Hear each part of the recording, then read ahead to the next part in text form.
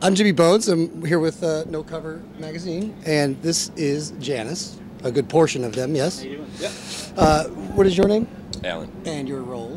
Bass. David, the singer. Okay. I'm Mike. I play guitar. Also, the name of the band. Where did you guys come up with that?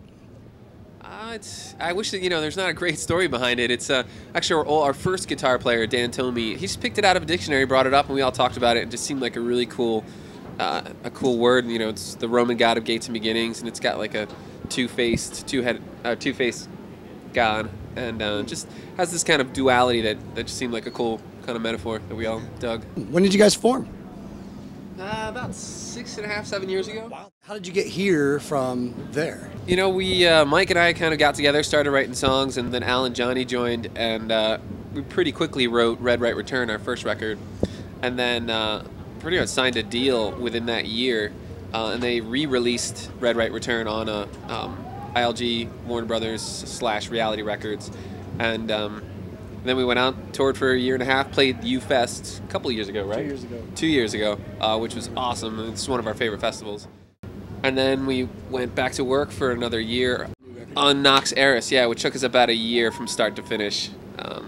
So, yeah. And then now we're back out supporting it. We're on tour with Cavo and the Beer Union, and opened up the touring with 3 weeks with Chevelle, which was just amazing. Yeah. Sold out, which was awesome.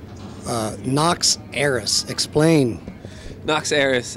It is Latin for night air. And the record, when we were trying to work on a concept or the artwork for the record close to the end of the writing process, we all knew it was a heavier, darker record. And Mike actually sent around this picture of a plague doctor mask. And so I just did a little digging into it and stumbled upon this myth, this man-made myth around the night air giving, people actually believed going out at night could give you the plague. I mean, the late 14th century when the Black Death was wiping out a third of Europe. That kind of dark metaphor just seemed perfect for this kind of darker, heavier record that we made, and it kind of definitely drew some parallels too with some of the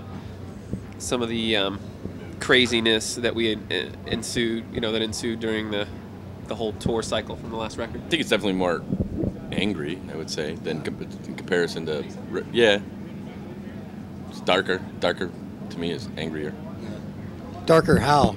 Lyrically or just tonality? Yeah, I would say lyrically it's definitely darker, and it's also, and the music, we didn't really necessarily try, but we all kind of, the demos that we liked that we were working on were the heavier songs that we were writing. And then Mike also actually explored all this new kind of digital, whole new realm of digital texture.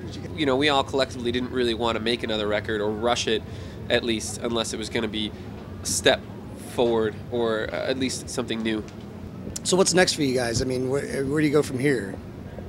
We're just out supporting the release of the record. Stains is the first single. That's a great song, man. Yeah. I mean, it's a really good song.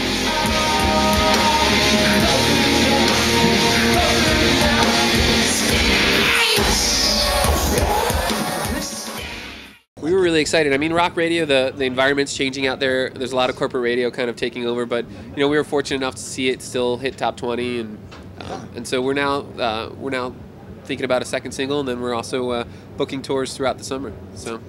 Well, awesome, man. I'm glad you guys stuck around. Yeah. Came back down here, and thanks for having us. It was a pleasure. Thank you.